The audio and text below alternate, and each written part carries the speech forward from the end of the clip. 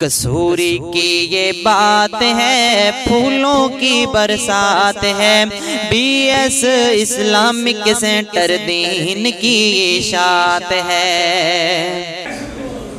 السلام علیکم ورحمۃ اللہ وبرکاتہ۔ الحمد للہ نحمده ونستعینه ونستغفره ونعوذ باللہ من شرور انفسنا ومن سیئات اعمالنا، اشہد ان لا الہ الا اللہ وحدہ لا شریک له، واشہد ان محمدا عبدہ ورسولہ صلی اللہ علیہ وعلى آلہ وصحبہ وسلم۔ اما بعد فاعوذ باللہ السمیع العلیم من الشیطان الرجیم من همزه ونفخه ونفثه، بسم اللہ الرحمن الرحیم۔ ان تجتنبوا كبائر ما تنهون عنه نكفر عنكم سيئاتكم وندخلكم مدخلا كريما۔ کافی وقت بیت چکا ہے، میرے بعد حضرت شیر اسلام مولانا منظور احمد حفظہ اللہ ورعاہ، ان کا اختتامی بیان ہے۔ میں آپ کے اور ان کے بیچ میں زیادہ دیر حائل نہیں رہنا چاہتا۔ چند ایک اہم باتیں آپ کے ساتھ ضرور شیئر کرنا چاہتا ہوں۔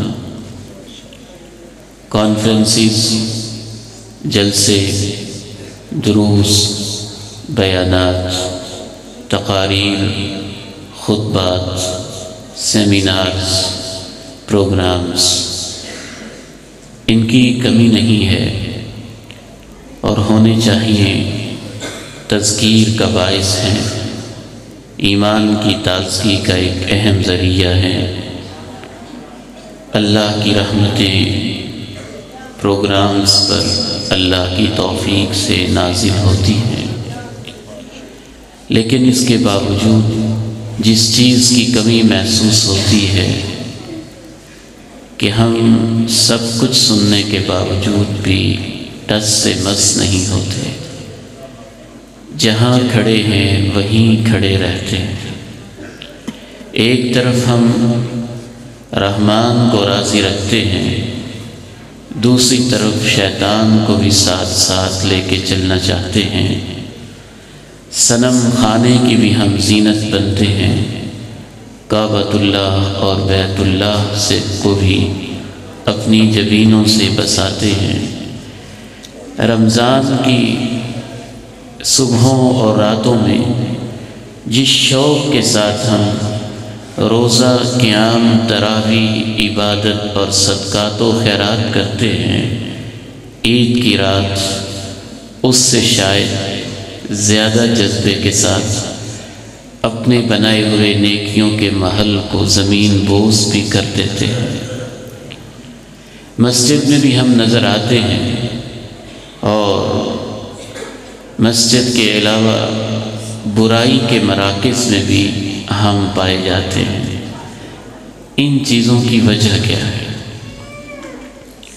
3-4 وجوہات میں آپ کے سامنے عرض کرتا ہوں۔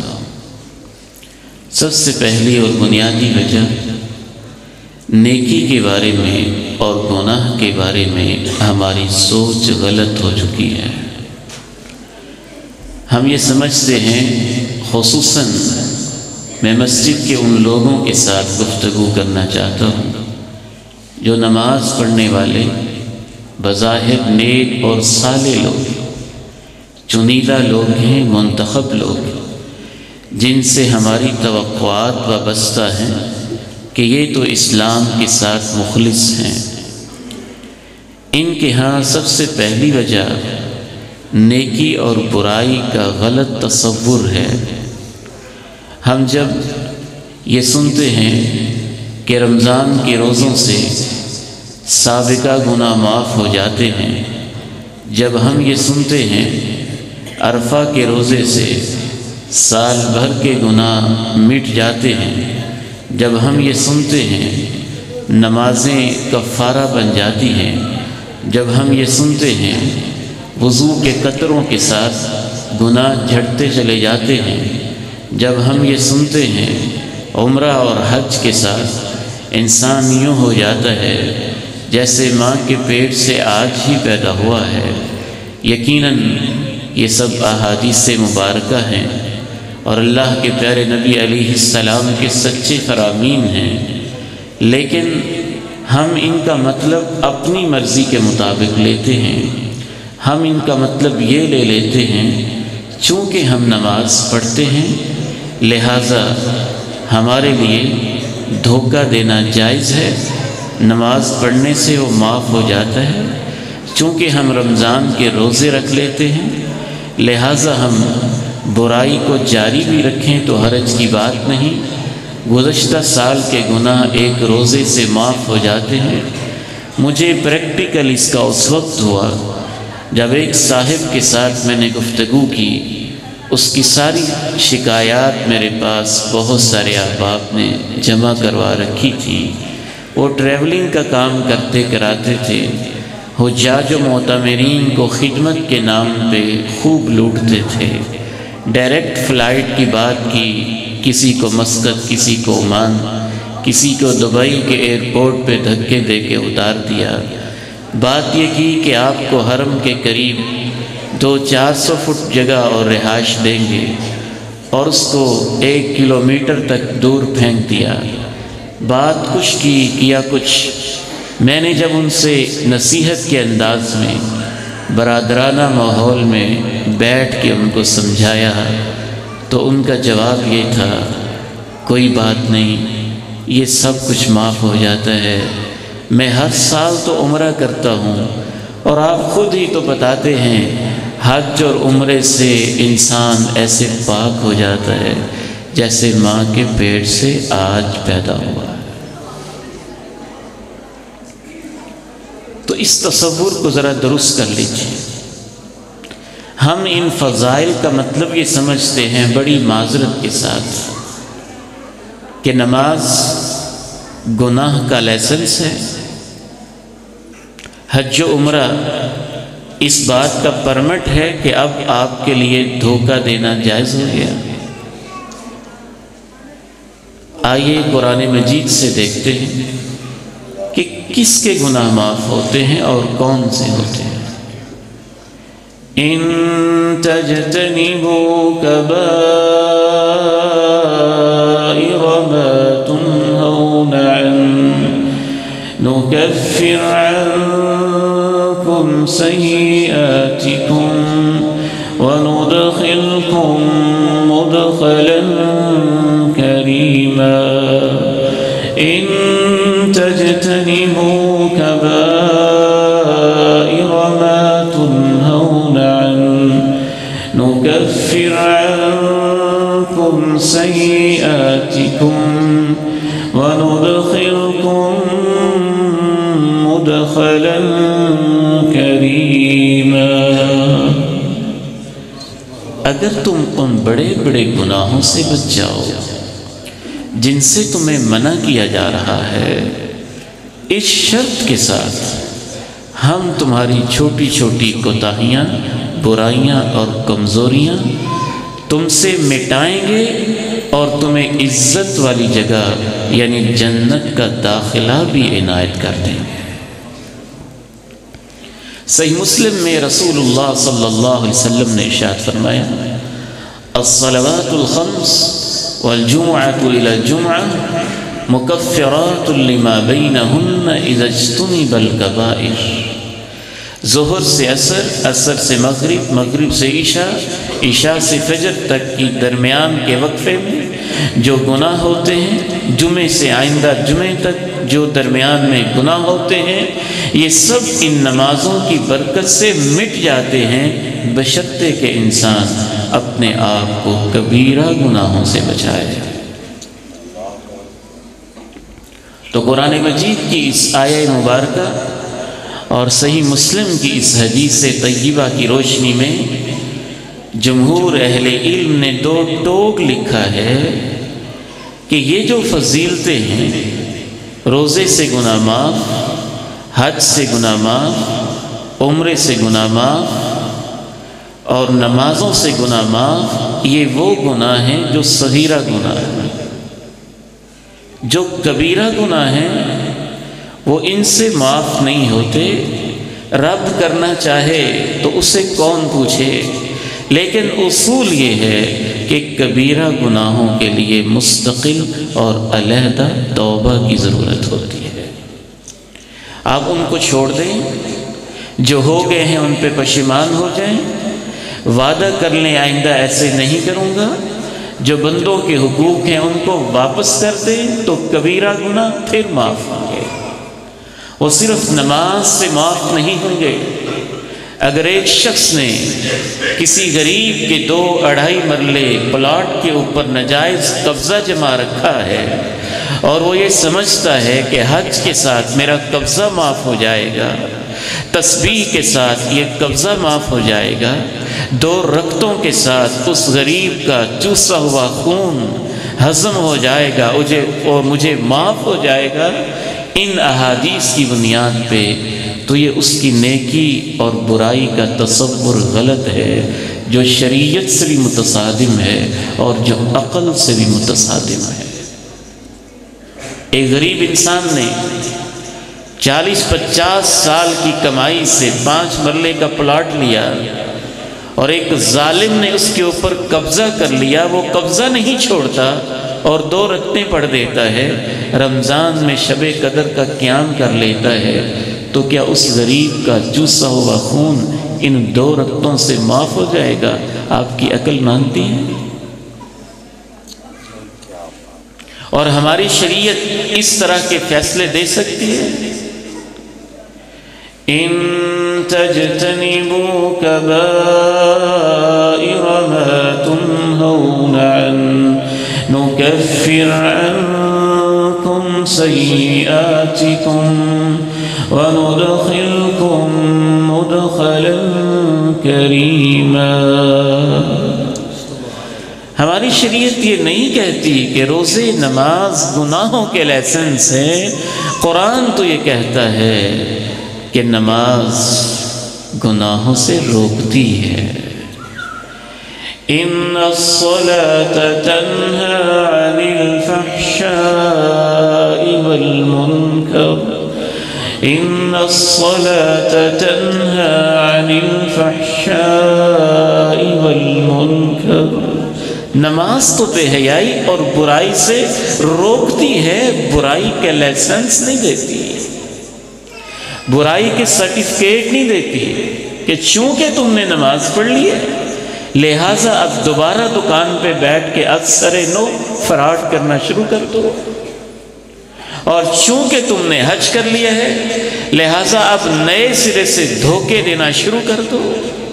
بلکہ اہل علم نے تو یہاں تک لکھا ہے اگر ایک شخص بیمار ہو آپ اسے ڈھنگشا کے ڈاکٹر کے پاس لے جاتے ہیں، اس کی بیماری زیادہ ہو کھڈیاں خاص لے جاتے ہیں، اس کی بیماری اور بڑھ جائے قصور کے ہاسپٹل میں لے جاتے ہیں، اور زیادہ بیمار ہو اسے لاہور لے جاتے ہیں، اور زیادہ تکلیف ہو تو اسے آپ اسلام آباد لے جاتے ہیں۔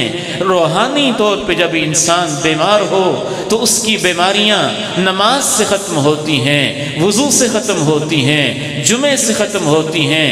بہت زیادہ بیمار ہو تو مدینہ میں پہنچنے سے، بیت اللہ میں جانے سے ختم ہوتی ہیں۔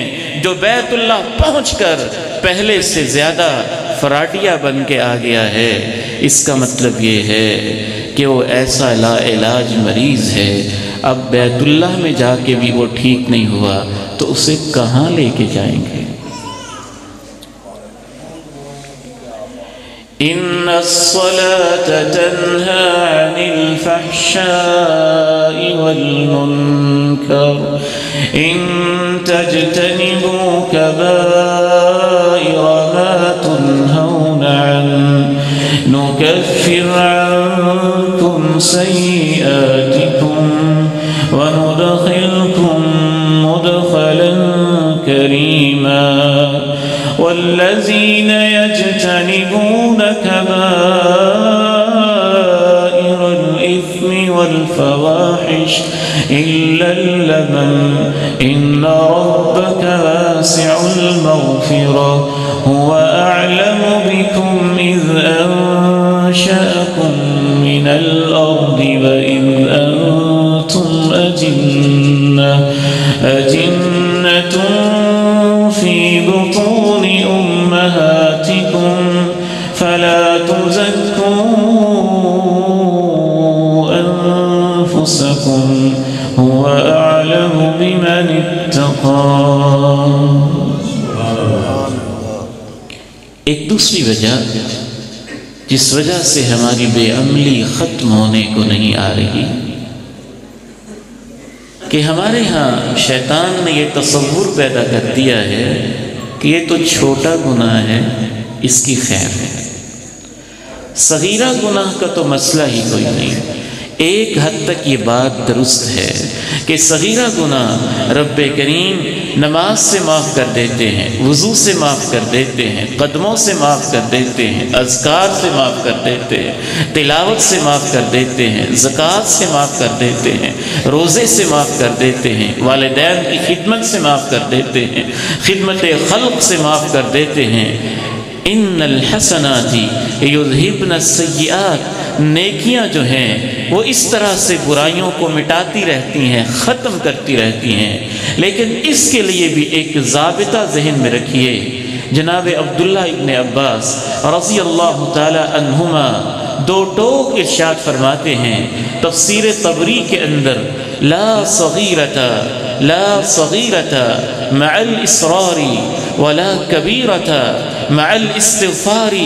اگر انسان سے کبیرہ گناہ ہو جائے وہ آنسو بہا لے، کبیرہ گناہ ہو جائے دل اس کا پسیج جائے، کبیرہ گناہ ہو جائے آنکھیں نم ہو جائیں، کبیرہ گناہ ہو جائے دل شکستہ ہو جائے، کبیرہ گناہ ہو جائے وہ ندامت محسوس کرے، شرمندگی محسوس کرے، جبین کو نیاز کر دے، تو کوئی کبیرہ نہیں رہتا، اس کے ایک آنسو کے ساتھ معاف ہوتا چلا جاتا ہے. لیکن اگر صغیرہ گناہ ہو اور انسان اس کو عادت بنا لے، پرواہ ہی نہ کرے، یہ کر لیا تو پھر کیا ہو گیا، یہ کر لیا تو پھر کیا ہو گیا، یہ کر لیا تو پھر کیا ہو گیا. جب صغیرہ کو وہ عادت بنا لے گا تو اس کا صغیرہ گناہ کبیرہ بن جائے گا. بعض دفعہ گناہ کاؤنٹ نہیں کرتا جس قدر وہ کیفیت کاؤنٹ کرتی ہے جو گناہ کے بعد آپ اپنے دل میں محسوس کرتے ہیں. اگر کبیرہ گناہ کے بعد آپ شرمندگی محسوس کرتے ہیں، کبیرہ گناہ کے بعد آپ آنسو بہا لیتے ہیں، کبیرہ گناہ کے بعد آپ سراپے عجز و نیاز بن جاتے ہیں، تو اللہ بعض دفعہ گناہ کے بعد اس کیفیت کی وجہ سے انسان کو وہ اونچا درجہ دے دیتا ہے. امام ابن قیم فرماتے ہیں اگر وہ گناہ نہ ہوا ہوتا تو شاید وہ اس اونچے مقام پہ نہ پہنچ پاتا. یہی تو آپ نے اس غامدیہ کے بارے میں کہا تھا، لقد تابت توبہ لو قسمت بین امت لوسعتهم. اس نے ایسی توبہ کی ہے ایک پوری جماعت میں بھی تقسیم کی جائے تو اس ایک عورت کی توبہ سے پوری جماعت بھی معاف ہو جائے گی. امام ابن تیمیہ فرماتے ہیں مثال کے طور پر اس کو سمجھ لیجیے اچھی طرح کہ صغیرہ کب تک صغیرہ ہوتا ہے، چھوٹا گناہ کب تک چھوٹا ہوتا ہے. امام ابن تیمیہ فرماتے ہیں ایک شخص نے زنا کیا، یہ کبیرہ گناہ ہے، اس نے توبہ کر لی، آنسو بہا لیے، اللہ نے اس کو معاف کر دیا، وہ اور شرمندہ ہوا اور زیادہ اللہ کے سامنے جھک گیا تو ممکن ہے اس کا درجہ پہلے سے بھی اللہ اس کے آنسوؤں کی وجہ سے بلند کر دے.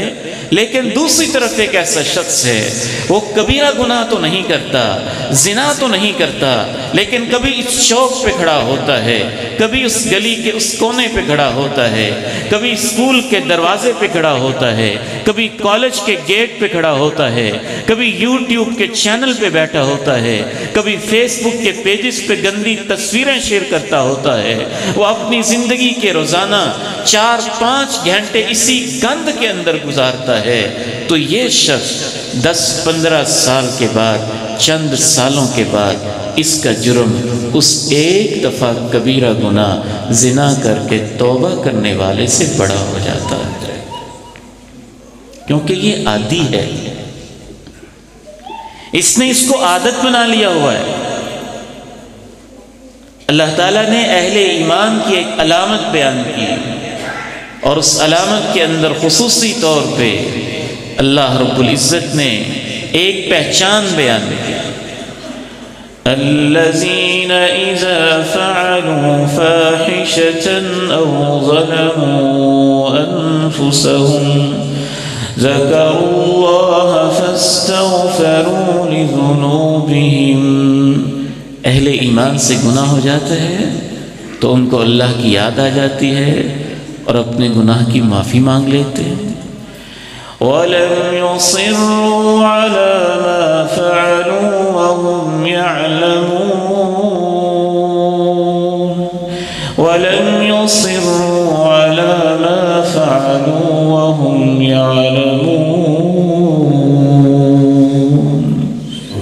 وہ جانتے بوجھتے ہوئے غلطیوں پہ اڑے نہیں رہتے، ان کو عادت نہیں بناتے، باصرار اور بتکرار اور بار بار وہ گناہ اور غلطی سرزد نہیں کرتے۔ ایک تیسری اور آخری وجہ بیان کر کے میں آپ سے اجازت چاہوں گا۔ ایک تیسری اہم ترین وجہ یہ ہے جس وجہ سے ہماری بے عملی کے اندر اضافہ ہوتا جا رہا ہے، اہل ایمان کی یہ علامت ہے، ان کی زندگیوں میں جنتوں کا شوق ہوتا ہے اور جہنم کا خوف بھی ہوتا ہے۔ ہماری زندگی میں شوق بھی کم ہو چکا ہے لیکن خوف تو لگتا ہے ختم ہو چکا ہے۔ خوف نام کی کوئی چیز نہیں، جتنی بھی گناہوں کی سزائیں ہیں ہم ان کو سن کر ادھر سے ادھر گزار دیتے ہیں، سمجھتے ہیں کوئی بات نہیں، کچھ نہیں ہوگا، کوئی مسئلہ نہیں۔ اہل ایمان کی زندگی ایسے نہیں ہوتی ہے۔ وہ کیسے ہوتی ہے؟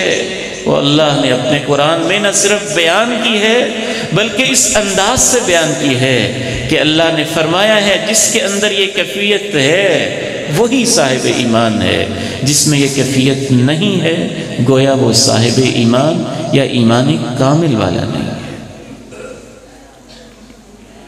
انما يؤمن بآياتنا الذين اذا ذكروا بها خروا سجدا وسبحوا بحمد ربهم وهم لا يستكبرون تتجافى جنوبهم عن المضاجع يدعون ربهم خوفا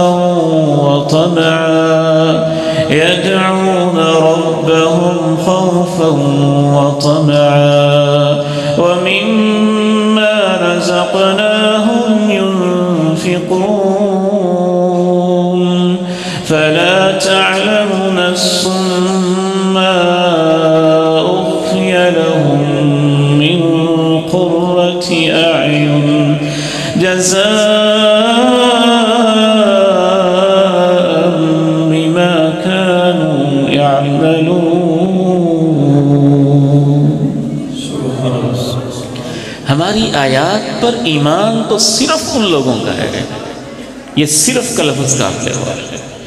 ہماری آیات پر صحیح معنی میں ایمان تو صرف ان لوگوں کا ہوتا ہے جب ان کو ہماری آیات پڑھ کر سنائی جاتی ہیں تو سجدے میں گرے پڑتے ہیں، ان میں تکبر نہیں ہوتا، کچھ نہیں ہوا پھر کیا ہو جائے گا، پھر کیا ہوا، نہ علم کا تکبر، نہ عمل کا تکبر، نہ نیکی کا تکبر، نہ برادری کا تکبر، نہ منصب کا تکبر، کسی قسم کا تکبر ان کے دل میں نہیں ہوتا ہے، بلکہ ان کی کیفیت یہ ہوتی ہے کہ رات کو جب بستر پہ لیٹتے ہیں، لیٹے لیٹے ان کو جب جنت اور جہنم یاد آتی ہے تو اپنے بستروں سے ان کے پہلو الگ ہو جاتے ہیں اور اپنے رب سے دعائیں کرنے لگ جاتے ہیں۔ تتجافى جنوبهم عن المضاجع يدعون ربهم خوفا وطمعا ومما رزقناهم ينفقون۔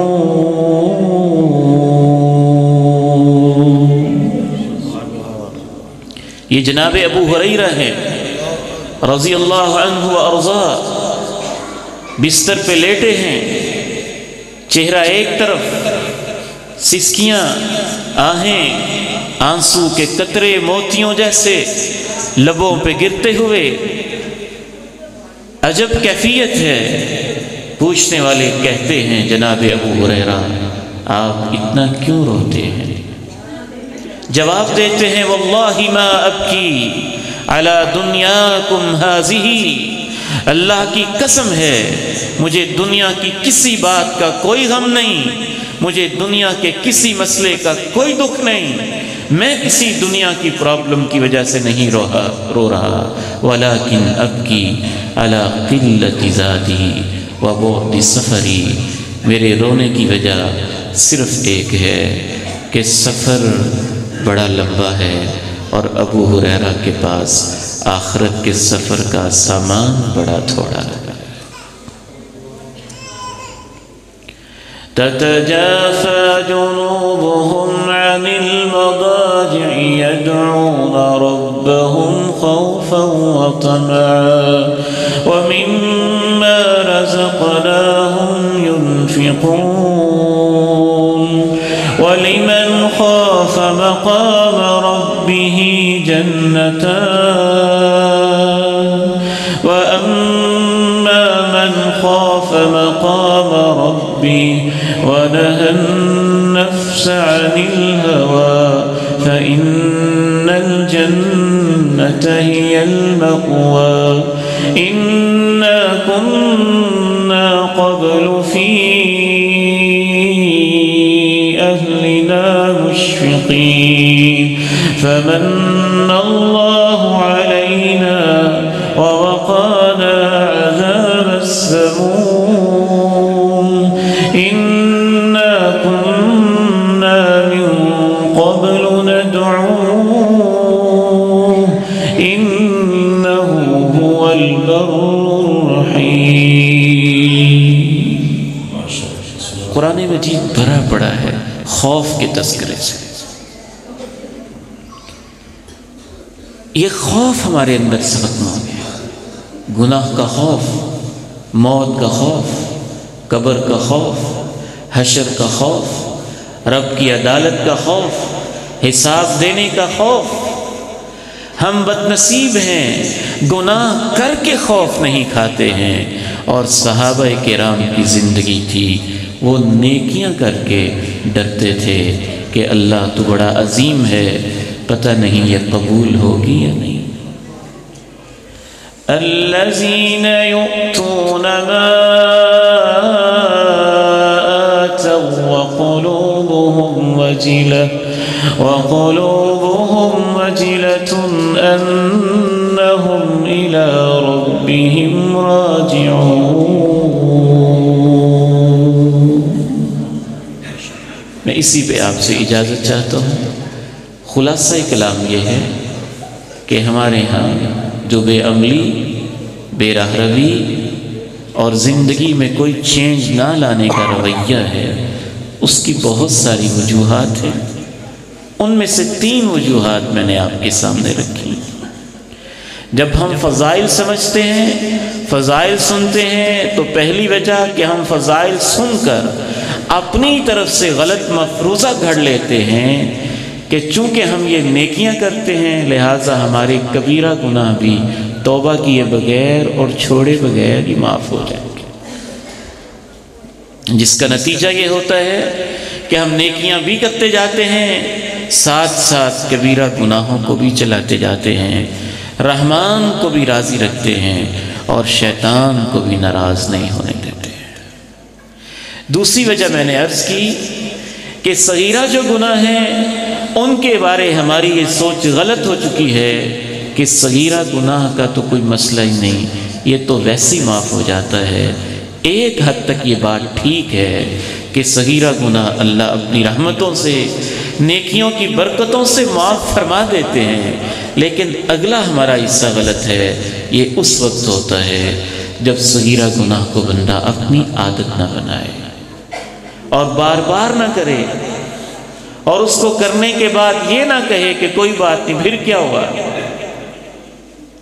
تیسری وجہ میں نے آپ کے سامنے رکھی، ہماری زندگی میں جنت کا شوق کم تو ہوا ہی ہے، لیکن جہنم کا خوف، موت کا، رب ذوالجلال کا خوف تو تقریباً ختم ہو چکا ہے۔ بعض دفعہ معاف کیجیے گا، مجھے یوں محسوس ہوتا ہے کہ آج کا وہ شخص جو اپنے آپ کو بڑا اہل توحید سمجھتا ہے، توحید کا تصور بھی ہمارے ہاں بس اتنا سا ہے کہ قبر پہ سجدہ نہیں کرنا، توحید میں یہ بھی ہے کہ اللہ سے اتنا ڈرنا ہے کہ کسی اور کے ڈر کے لیے جگہ ہی باقی نہ بچے، لیکن ہم اتنے نہ ڈر ہوئے ہیں کہ لگتا ہے اللہ کا ڈر بھی ختم ہو گیا ہے۔ اور کبھی کبھی میرا یوں بس میری زبان سے نکل جاتا ہے، میں نہیں جانتا صحیح ہے یا غلط ہے، کہ معاف کرنا، ہم اللہ سے بعض دفعہ اتنا بھی نہیں ڈرتے، اور اللہ کے قرآن میں بیان کردہ سزاؤں سے اتنا بھی نہیں ڈرتے جتنا ہم عدالت کے آئے ہوئے ایک سمن سے اور ایک سیشن جج کے تاریخ سے ڈرتے ہیں۔ نعوذ باللہ، لگتا ہے کہ ہمارے دلوں میں بعض دفعہ اللہ کا اتنا بھی خوف نہیں ہوتا۔ اللہ تعالیٰ مجھے اور آپ کو معاف فرما دے، ہمارے احوال کی اصلاح فرما دے، اور ہمیں دین کو صحیح معنی میں سمجھنے کی توفیق عطا فرمائے۔ وآخر دعوانا ان الحمد للہ رب العالمین۔